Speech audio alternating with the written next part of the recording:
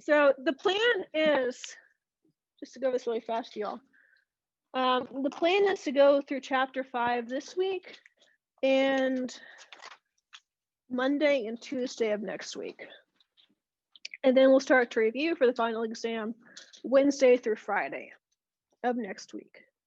I'll give you a review packet with questions to work on, and everything you have to know for the final exam is on that review packet. And no surprises, it's all going to be there. Yeah. You know what you're Say it. You know What day your final exam is on? I mean, usually it's in the order of your classes, so it should just be, yeah, just the way your classes go. It should be, so it should be Monday, you should have 2, when, you know, and so on. So it should be Tuesday first. Wait, no, second, sorry. Tuesday 2nd. Yeah. 10 o'clock on Tuesday. Any other questions about the final exam? I think it's all multiple choice. I'll have to make sure, but I think it's just multiple choice questions. Maybe like 90 multiple choice questions. I'll have to check and see.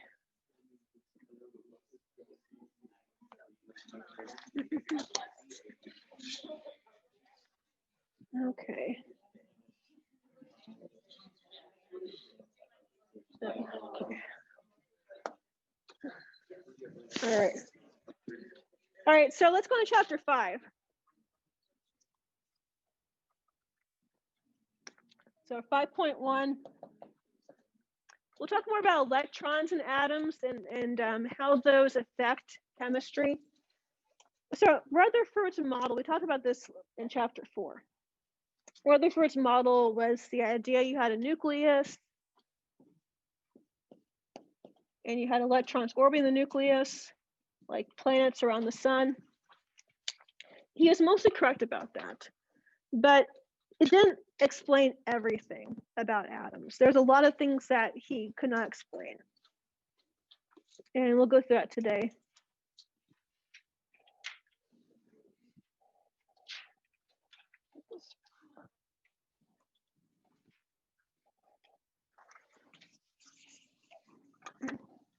So Rutherford could not explain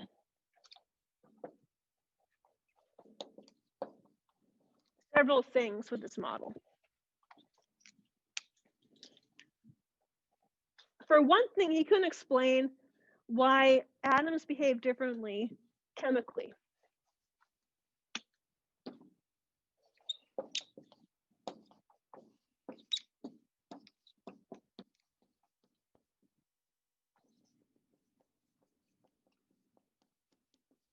Especially, he couldn't explain ones that were close in the same number of protons and electrons.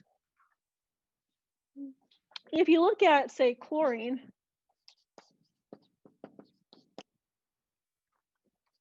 to argon, to potassium, so these are atoms close together, right? So you have chlorine, which is number 17. And that's right here. Argon is next at 18. Potassium, number 19. So they're in a row.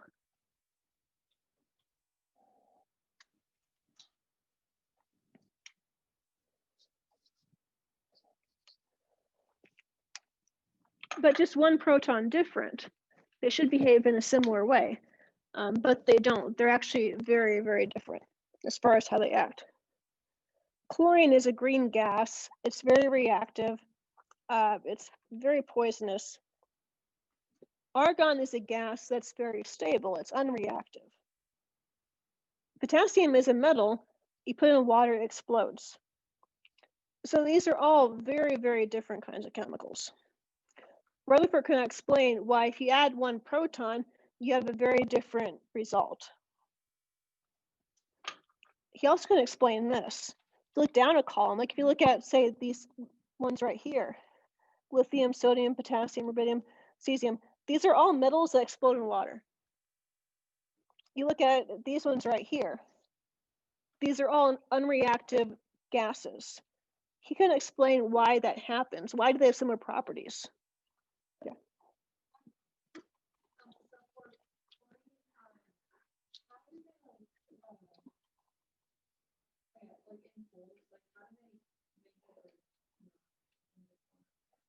Oh, yeah, it's a salt. And so they combine chlorine with other chemicals that becomes a salt. So you can combine chlorine with sodium, for example. You get sodium chloride, which is table salt that you eat, or potassium. So chlorine can become in salt form when you do that. When you combine it with other chemicals as a compound now. So it's not pure chlorine. It's not really correct to say chlorine in a pool. It's not pure chlorine that you add to pools. It's a salt that contains chlorine that you add to pools. Okay. So why do is that why they put salt in pools? Like, is that why they have saltwater pools?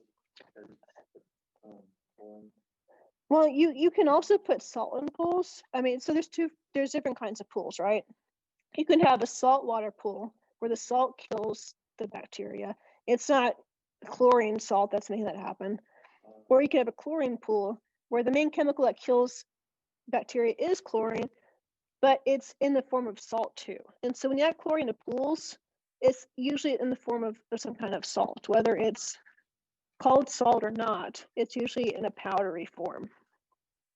It can also be in a solution form too. So you can also just have a solution that contains the salt and water. That can happen as well.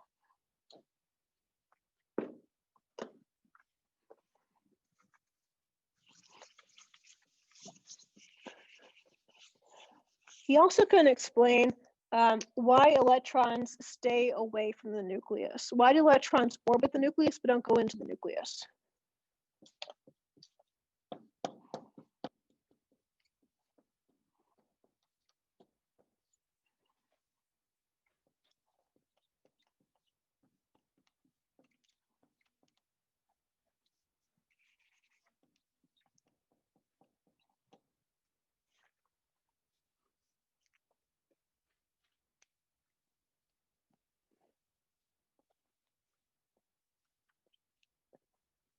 And he also knew that electrons had different levels to them.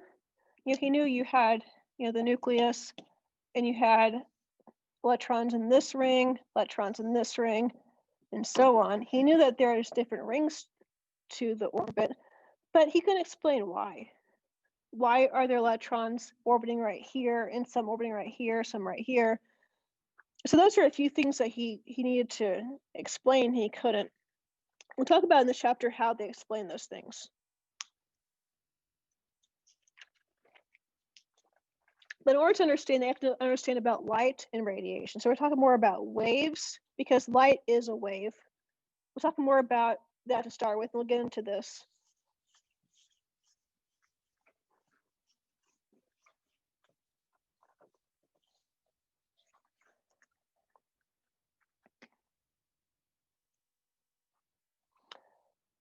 Have you learned about sine waves in algebra? No. Yeah, they can get really confusing. Well, we'll talk about that today a little bit. It won't get confusing. It's going to be pretty simple in this class, but they can get pretty complex. So the parts of a wave to know. You have the crest, which is the top part of the wave. Trough, it's the bottom part.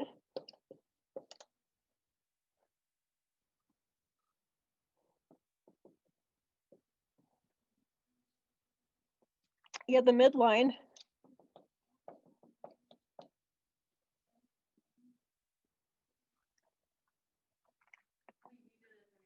You did this in 8th grade? So in pre-algebra? Or no, or is it algebra 1? Oh, science. Oh, right. Yeah. That's right. Yeah.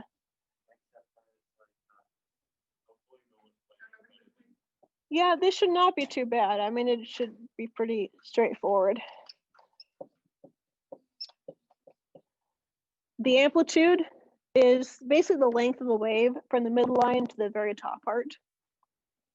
It can also be the same thing as from the midline to the trough. It's the same exact length either way. Basically, it's midway up or midway down. And then wavelength. Usually we define wavelength as crest to crest.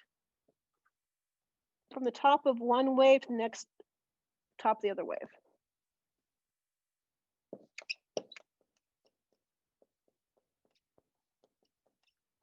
So wavelength is the length of the wave from the top part to the next top part. It could be. Yeah, I mean, it'd be the same exact length. So we could also do it that way.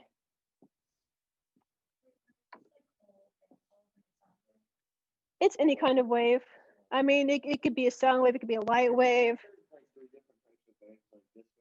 Oh yeah, longitudinal wave, yes, transverse wave. We won't get to those right now, but yeah, there's like a slinky type of wave, and there's also like this kind of wave where it's like a rope. Yeah, so there are basically two kinds. We won't really get to those right now. Wavelength symbol is lambda. It's a Greek letter.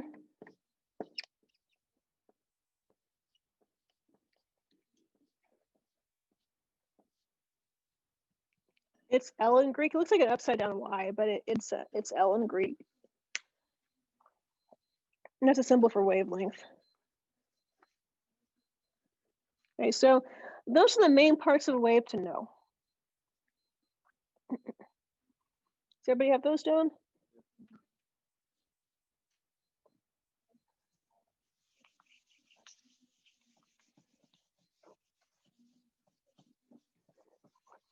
Another part of the wave to know, which we can't really draw on the board, is frequency.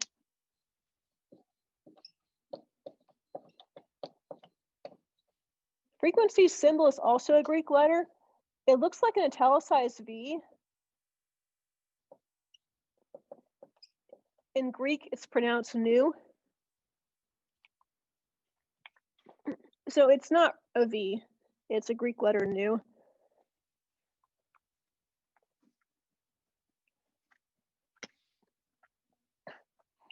Frequency is the number of waves that pass by per second.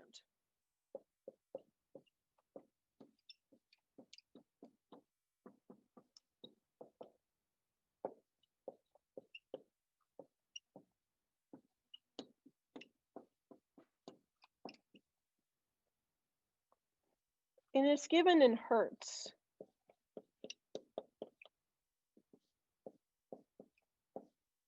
So hertz, HZ is the abbreviation, stands for 1 over a second. It's how many waves pass by per second. So if you were to just look at a wave, let's look at, say, red light.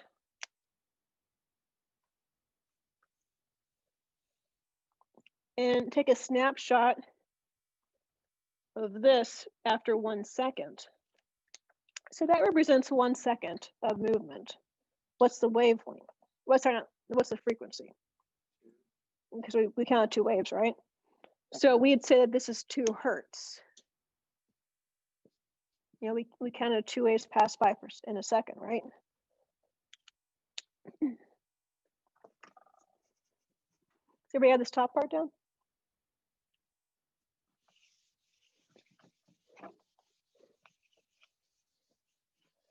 If we were to look at, say, blue light instead,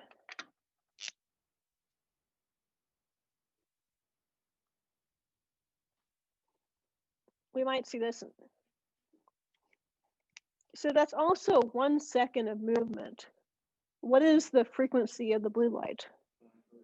So we counted 5 waves, right?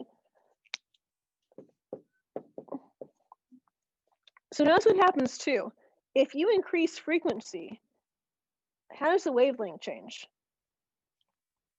It gets smaller, right? So it's a smaller wavelength, right? Because wavelength could be defined as the distance from crest to crest. So that's wavelength for blue light. For red light, it's from here to here. So wavelength decreases with higher frequency. The higher the frequency, the smaller the wavelength. and vice versa.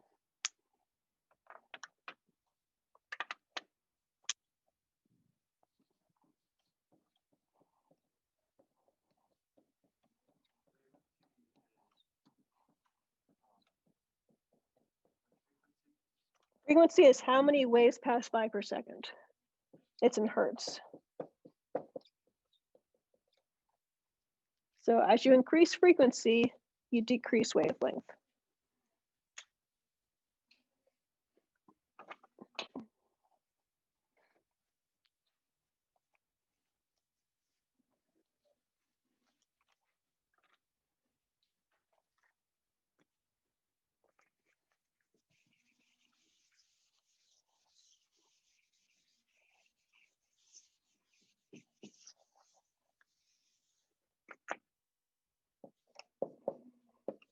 All kinds of radiation, whether it's microwaves or X-rays or light, travels the same exact speed.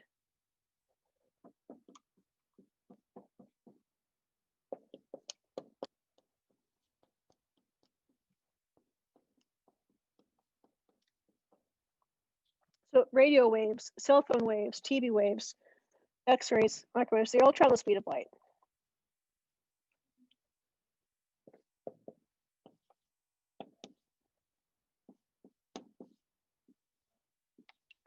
$300 million meters per second. So if you see the symbol C in your book, that stands for the speed of light. So it's a Latin word, celeritas, which means fast or swift.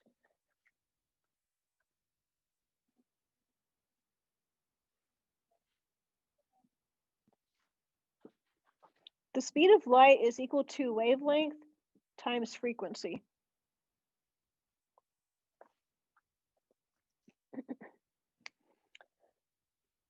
So the speed of light is constant. In a vacuum, it always is the same exact value. But wavelength and frequency can change. If you increase one, you decrease the other one, and vice versa.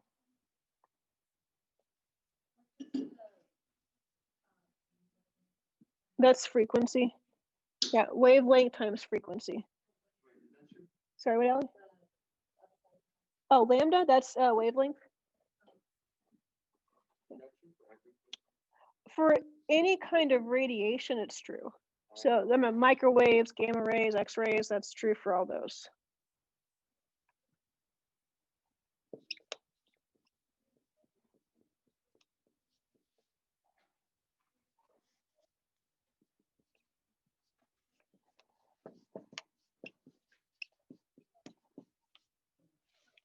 So wavelength times frequency equals the speed of light.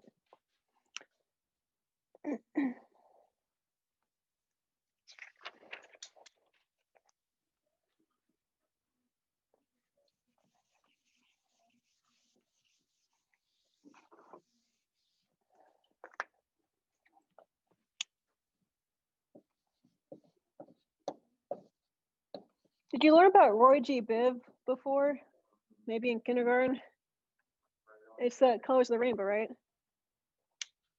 So some people never have heard, some people have not. Some people don't, yeah, actually most students don't hear about this actually. Most students, usually when I ask them about it, they don't know what this is about. But this is the order of the rainbow colors, right? You have red, orange, yellow, green, blue, indigo, violet. So it just shows you the order of the rainbow, which is actually important in chemistry too. So this will be helpful to you on the test. How is it helpful to you? Well, red light is the largest wavelength.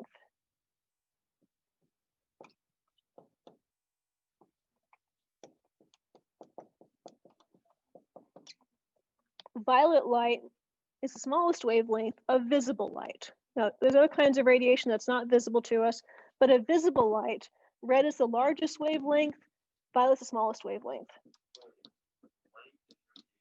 It is, yeah. Which, why you get sunburned, right? Well, why you can give you cancer. Now, radiation just means energy.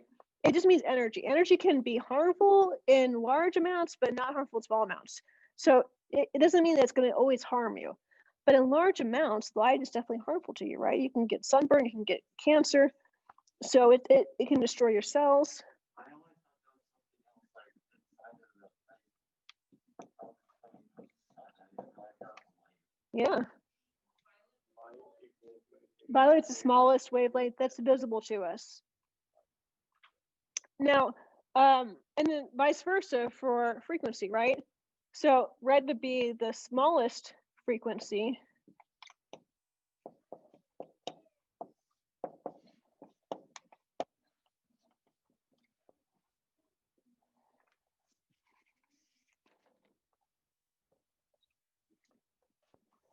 Violet is the largest wavelength. Oh, sorry, largest frequency, sorry.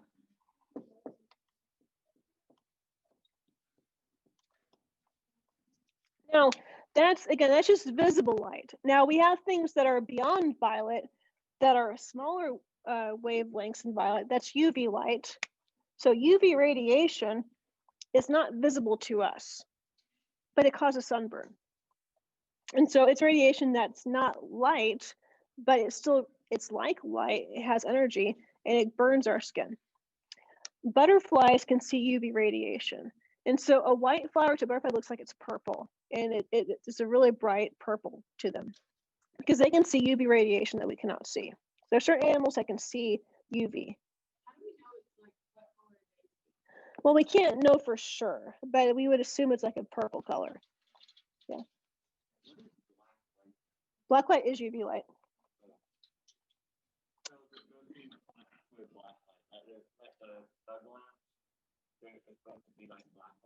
Well, they also have some invisible light too. So they're also showing some purple light too. But the part that is invisible is UV, so you can see where it's coming from. But so you can see where it's coming from. But the UV radiation is not visible to you. Yeah. Well, of visible light, red is the largest wavelength, and violet is the smallest wavelength. And then below red, you have infrared light, which also is invisible to you. Infrared radiation, it's not visible to us, but is visible to things like snakes and bats. Animals that live in caves can see your heat radiating off your body. And so you emit infrared radiation with your body heat. And animals like bats can see that body heat coming off of you. And to you, to them, it looks like you're glowing red in a pure darkness because they can see the heat radiating off your body. So some animals can see infrared radiation. So there's infrared on the left and slowly it's going towards UV. Yes. Now there's others that are beyond it that, like things like microwaves or gamma rays, X-rays. We won't get to those just yet. But there's a lot of things that are beyond it. Well, no, green wouldn't have either of those. Now it's in between, but green has none of either of those. No, green is just green, right? I mean, they're each their own. So if you see just green light, you're not seeing blue, indigo, violet, or infrared. You're seeing green. So yellow has only infrared, or does it have UV too? No, like each of these are their own band, their own frequency, their own wavelength, their own frequency. They don't contain the other things. So, like if you see if you see a combination of colors, you might see yellow and red coming off a surface, right? Then you're going to see yellow and red light. But if you're seeing just yellow, that's all that yellow is just yellow with nothing else. So red is the only one that has infrared. No, red isn't either. Infrared is below red. Oh. Yeah, infrared is below it. Yeah, these are all, like, infrared is below red. And it's a different wavelength than red. Yeah.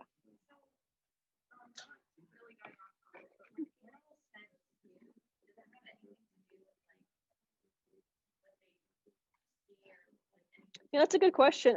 They might. I mean, it's possibly look at body posture and movement, but they also can smell chemicals. So people emit chemicals when they have different sensations.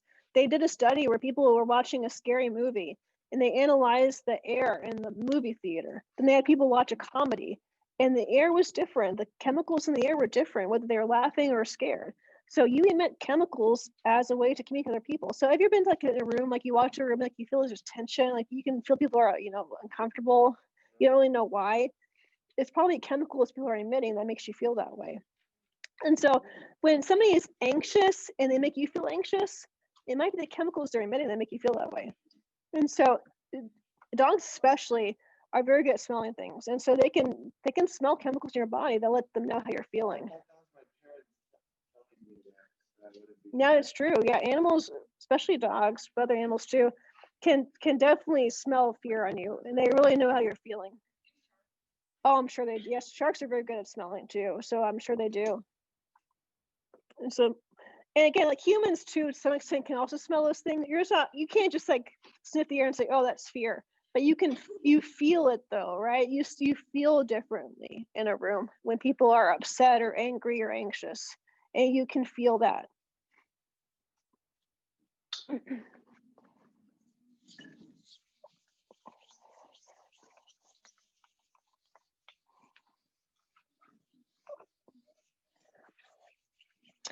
Okay. If you go to a radio station, let's for FM stations, like if you're going to say 98.7 FM, the FM station stands for megahertz. And you might see in your car, and then you might see in small letters below 98.7, or they might show you megahertz. So that's what that stands for. So if you go to that station, you're calling for this frequency, 98.7 megahertz frequency. Well, mega stands for a million.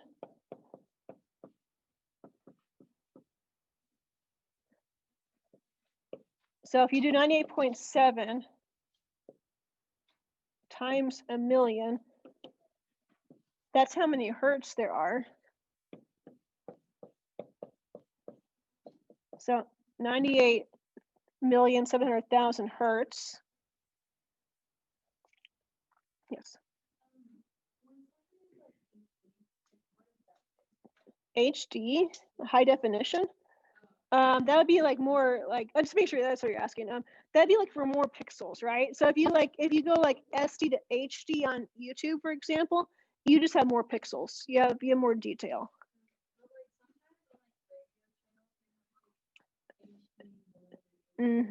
Yeah. Okay. So for that, I'm not sure. I'd imagine it's like a higher energy station that would give you better voice quality. I'm not sure about that, but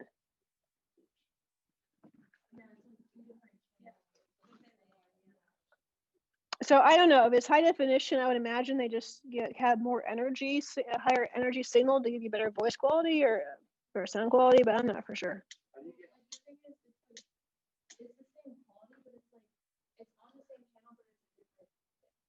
Interesting. Yeah.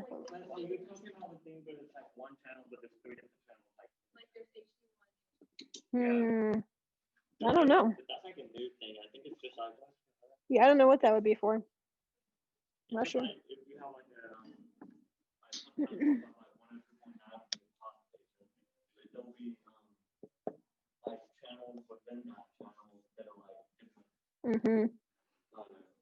Yeah, I don't know. I'm not sure how that would happen. They can broadcast a signal. It's like having a light that's brighter. Like you just broadcast a signal in a more intense way. So basically, what it would be this. And so you have a certain wavelength, right? And so let's say that 98.7 has this wavelength. That's the wavelength of that station. If it's higher energy, if they increase the signal transmission, they'll make this amplitude bigger. Now, they won't change the wavelength.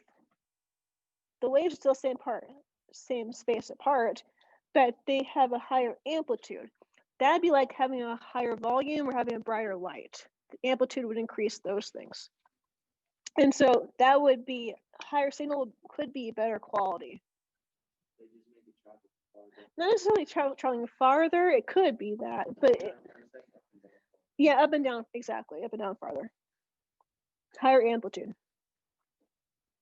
Okay, so using this equation right here, we can determine the wavelength of this. So that's what we want to do. Is we already know the frequency of the station. We want to find the wavelength of the station. So we want to solve for nu right here. Now, what is c? Well, that's our constant, right? Radio waves travel the speed of light. So we know that the speed of light is the same for radio waves as it is for light waves. They're a million meters per second. Wavelength, we don't know. Sorry, we're trying to find wavelength, not frequency. Frequency we already know. This is frequency right here. So frequency in hertz goes in for nu. We want to solve for wavelength, not frequency.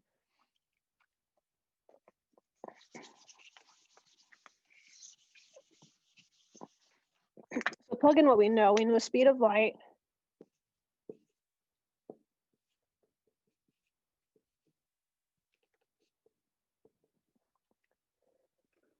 We don't know wavelength. We know frequency.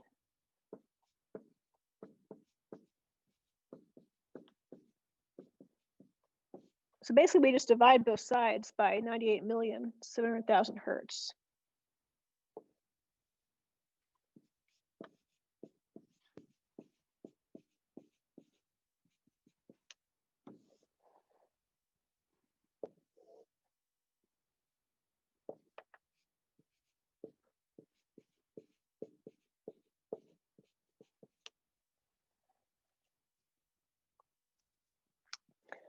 On this side, look at the units. So we can write hertz as hertz or as 1 over a second.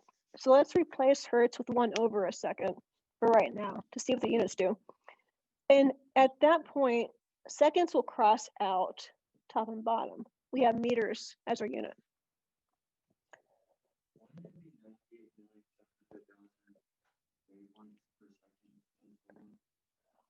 Yes, that's what it means. Yeah, we just don't write that in there, but that is what the one represents. Yeah, wavelengths is what that one would mean. So we divide 300 million by 98,700,000. Does somebody have that on their calculator? Could you find that out for me? Yeah, 300 million divided by 98,700,000. See what we get for that.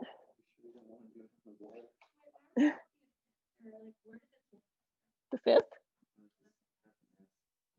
Oh, this right here? Yeah, 1 over a second. Yeah, that's what hertz represents.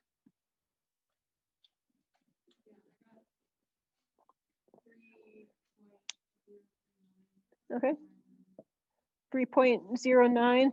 Now, oh, 3.039? Like that? Okay. Okay. Well, now we only have 3 sig figs here, so that's all we would really need to care about would be 3 with the 1 after here. So that would round to 3.04 meters. How many feet would that be? About 3 meters? Yeah, about, yeah, 3.3 feet in a meter.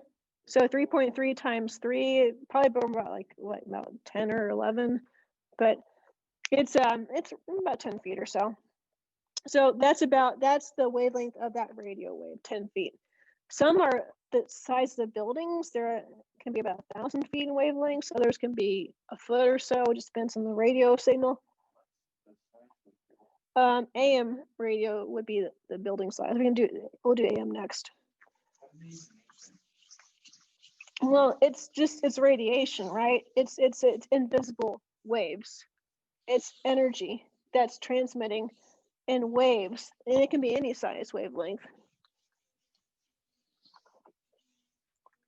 So if you go to AM stations, like if you do 910 AM, AM stands for kilohertz.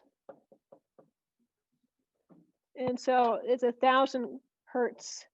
So 910 AM would be 910 times 1,000. 910,000 hertz would be the frequency of an AM station. So same thing, let's find the wavelength of this radio station. So we do wavelength or speed of light equals wavelength times frequency.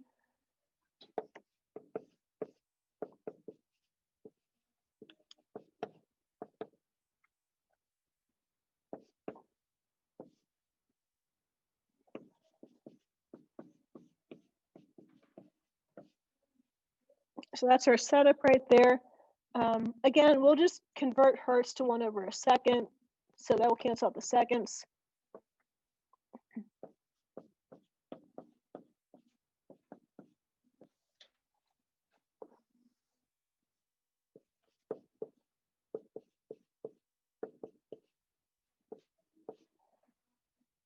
Divide both sides by 910,000. What do we get when we divide those two things?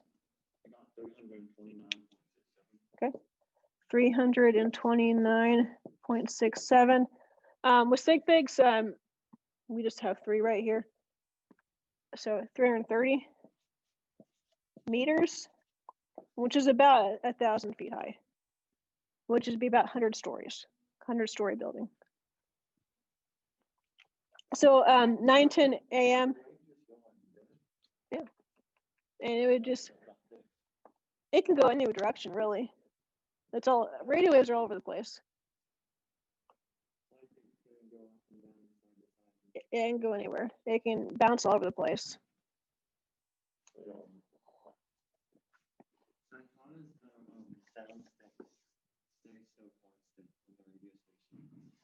Well, because it's still getting the signal, right? No matter which way the signal's going, it can still get the signal. So as long as it catches the radiation, no matter which direction it's going, it still gets the sound. It can. That's when you don't get a signal. Like if your radio goes out, like if you hear static, if you don't hear if it stops playing, you get a different station. Then that's what happens. You don't get the signal.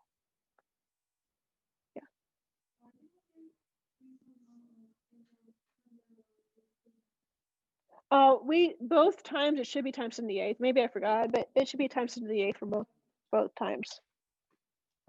Everybody clear on our calculations for those things? Does that make sense? On how to use wavelength to get frequency or vice versa?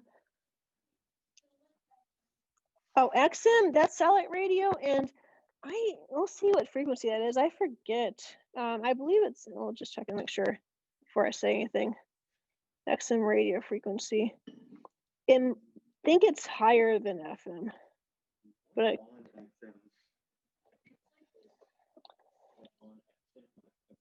oh, yeah, so it's in the thousands of megahertz. Yeah, so FM stations are hundreds of megahertz. XM is thousands of megahertz. So it's just higher frequency, which gives you better quality. Yeah, usually you have to pay for it, and so you don't get commercials. So AM stations are, as you probably recognize, are lower quality signals. Like you don't get, it's kind of fuzzier. It's not as good quality.